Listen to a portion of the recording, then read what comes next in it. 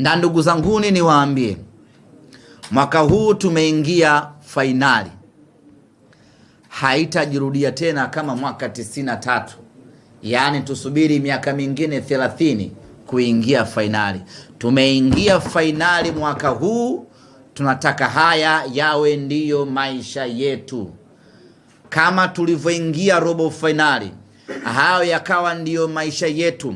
Kwa miaka 7 mfululizo tukawa tu tunacheza robo finali, na kwenye finali tunataka hivyo hivyo kila mwaka tuwe tunacheza robo, tuwe tunacheza nusu, tuwe kumradhi nani ananichezea huyu?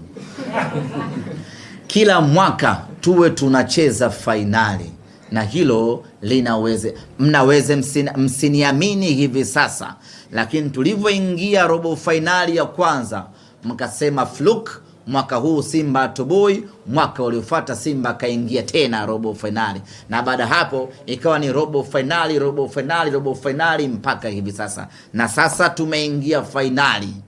Tukitoka hapa, kituo kinachofuata mwakani tukiwa hai ni finali tena, mwaka unaokuja ni finali tena. Hiyo ndiyo standard yetu tunaiset Simba Sports Club.